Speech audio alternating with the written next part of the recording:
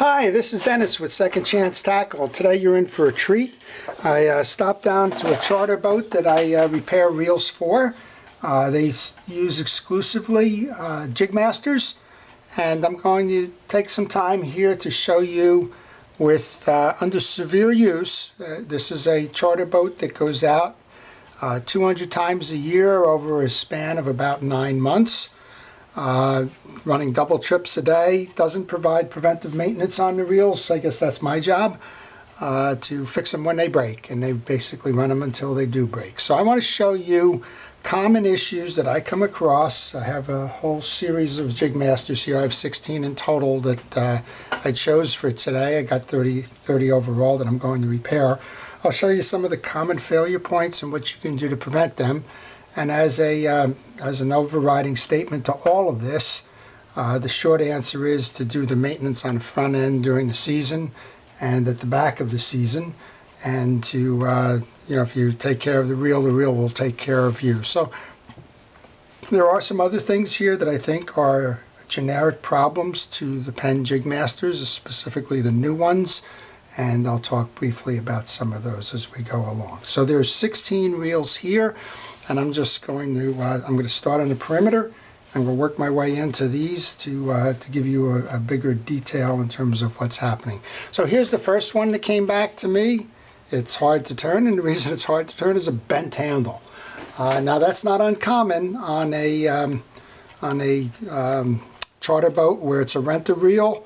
However, it's very common on the new JigMasters, and that's because the metal that's used to make this handle is pliable. It's not the old steel handle from the prior JigMasters that we've learned to love. It's something made probably, I don't know, some kind of composite metal, maybe even aluminum, although it doesn't feel like aluminum. Bends very easily, right? I mean, I could take a pliers and unbend this. It's that malleable. As you can see, I just unbent it. That's a shame, but that's one of the ways that Penn has compromised the new reels.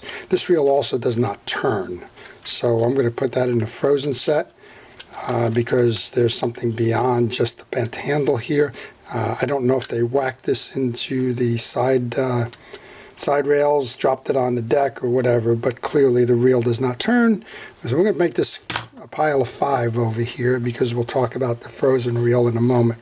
So here's the second reel that we have, and the problem with this reel is that it's got a broken side plate. And those of you that know the Penn JigMaster will also notice that it's not the takeaway screw. The takeaway screw is the, just reverse that and pull that whole side plate. This has got a replacement screw in there. So what a lot of captains have done to save the JigMasters and continue to use them is to pull that screw out. That screw is a spring-loaded screw. It can come out. I'm not sure if this got whacked into a sidewall and caused a breakage. I don't know if it was because this screw was over-tightened. To those of you that are missing a screw, the bridge plate screw does fit this. You can use that as an alternative screw in this set. However, the issue here with the broken side plate, that won't affect performance because the gearing is in the middle here. However, this reel is turning tight, so I suspect that maybe as this broke, something of this side plate got into the gearing and caused that as an issue. So here's just a clue for you. Missing the side plate screw, can use a bridge plate screw in that hole. Don't over tighten, you'll break the side plate in doing so. If you break the side plate, you'll get some junk into there, and that's what's causing the malperformance on this one. Here's a very common problem I'm finding, and again, remember, these are heavily used reels. This is not something that made 5 or 10 trips over the course of the season, but in this case, the anti-reverse dog does not work. So what's happening with that? I have an example over here of how it should work, and I'll show you what's probably happening there. So here is a JigMaster bridge assembly without the gearing. This is your anti-reverse dog and spring. If you turn it properly, it'll seat. So 2 things happen on this. The first thing that happens is that the dog becomes worn. The tip of this dog, from just hitting so many times, rounds out. And if it rounds out, it can't grasp it. The other one, and the reason why this bridge assembly is not on the reel, is that the teeth of this gear, and you can see them from behind as I turn it, they're worn. So it was that the dog was a stronger metal than the sleeve gear here, and that caused the teeth to wear. And then when you went to have the anti-reverse lock in, the teeth weren't good enough to lock that dog in. So that's what causes this backpedaling. And what has to be done there in order to repair that is to either replace the sleeve gear, the dog, or both, if you're so fortunate. Okay, so now we're going to the area of a reel that's a little bit older, and this one came back because there's no drags. Or worn drag. So if you tighten this all the way down, which is what's been done here, and you pull the line, the drag isn't holding. So what causes that? Okay, so I have a layout here. I'm just going to move this for a moment and I'll show you. So this is a drag stack, and this is what I would expect to see inside of the reel. And hopefully this photography is capturing what I need here. So here's an example of that. This is a broken bottom drag, and that's the one that tends to take the most wear. This is broken, so it's not grabbing. Then we have washers here, where you can actually see an accumulation of the old grease, and that old grease has caused the washers generally to adhere to them and not spin separately. So what will happen when that occurs is you'll get a lot of rub. Eventually it'll wear down. Now this one should be like an HT100. You can see it a little bit better here. It's ridged. There's a grid in here. However, and I'm hoping that this shows well, the pattern's all worn down. So it's sort of like a bald tire after a while. And with the bald tire, it just doesn't grip as well as it should. So that's what's causing this one to misperform. Mechanically, it's fine. It cranks and everything. It stops, but the drag does not hold. So we'll go replace the drags in that particular set of reels there. The next one is a very common occurrence. It's missing screws. Okay, there's a lot of vibration on boats. Vibration causes screws to pop. They become loosened. Here's another one, that's 2. Here's a third one, that's 3. And ultimately, if you don't take care of them, you lose the whole, in this case, the whole bottom side. There is no reel seat to this. That's because all 4 of them have popped out. Now you can see that these probably have broken off inside because this cap will not allow that screw to actually fall into the water, but it did snap the reel seat right off. And again, this is attached to a pole, so imagine some customers out there using this, fighting a fish. These 2 screws are not here. Just pulls that, and if you're fortunate, you save the reel. If not, the reel goes overboard. So missing screws is a very common occurrence there. Okay, so then we're going to talk for a moment here about the next set of common occurrences, and this is the frozen reel. And these are almost always new Penn JigMasters. I don't find this on the old one, but you can't turn the reel. It's as simple as that. You can't turn the reel. And I've got 5 examples now that we found out that the bent handled one. It just can't turn. You just can't turn it. You can put it in a vise, put it in a monkey wrench. You just can't turn it. So what's causing that? Well, it's materials, all right? On the back end of it is what you're going to see. This one actually snapped off, but there's in a proper setup, going back to the one that I was showing you before, you have a sleeve gear sitting on a post that turns freely. This is a breakout so that you have the post you can see. The post has a slot in this. The slot holds the sleeve gear in with a pin. It simply slips on.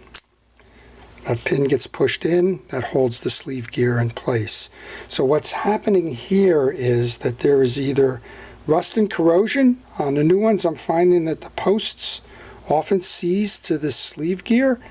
And it's either corrosion or crud buildup or something of the like. So the answer there is that little oil slot that they have on all reels. Take that cap out, oil it frequently. If you get buildup in there, take your reel apart, remove the sleeve gear, use some steel wool, and clean that up, and then repurpose it, putting it back into position there. Okay, so that's what's caused this. These have seized by this spool, the sleeve gear on that post. And either the bridge needs to be replaced, very expensive, go buy a new reel, it's like $18 for a bridge. The pinion gear is like $4 if it's the pinion gear that's broken there. And it's $24, and a new JigMasters under $40 from there.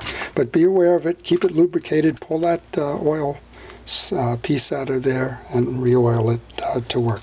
Okay, now we got 4 here. Very difficult to turn. Okay, so the turning means that pinion gear is working. You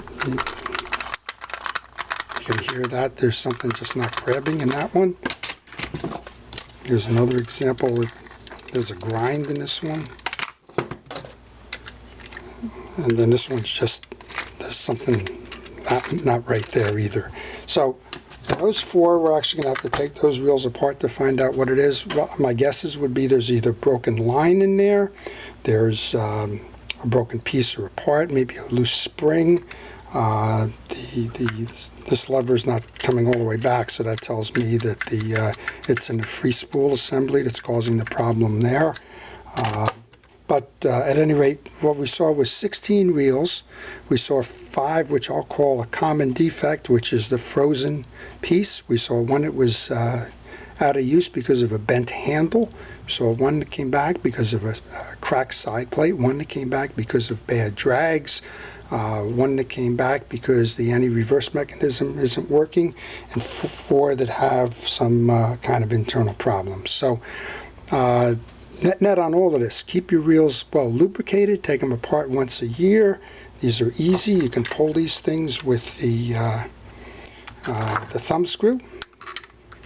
This one's over tightened. He puts the screws in there where you saw that broken side plate. The captain actually puts the screws in there so that he doesn't lose this by vibration. Okay, this is a perfect example of this one. This one I know already what's going to happen here. On the spool shaft has a spool gear that goes on it. I don't have a gear here, but the gear is frozen to the spool assembly here. Heat will take that gear off. You may or may not be able to save that gear, but at the end of the day, that's what's happened with this particular reel. If you pull it out and the spool comes with you and it's turning as you're turning this, but you can't move this back, you have to pull that apart. How do you do that? You have to take everything on the side assembly off. You have to pull the free spool assembly lever off. You have to pull the 4 bridge screws, the handle, the star drag nut, push everything through, then that will release it. If you try to simply monkey it or wrench it or pull it out in any other way, you're going to destroy the internal pieces. So again, take the nut off of the free spool lever, get both of those off, handle, star drag, 4 bridge screws, all of that stuff will free the internal mechanism, and just pull it out, and then you'll have a spool that's going to have the spool gear that belongs in the yoke is going to be frozen on there. You know that one. Okay, so the JigMasters overall, good reels. Again, these things have been out there. They're fishing 200 days in a matter of 9 months. They're not maintained, so you're going to see some problems. If you have any of those problems, I think we talked about the answers. The keep them maintained, keep them oiled, refresh your drags, service them before the season, midpoint of the season, end of the season.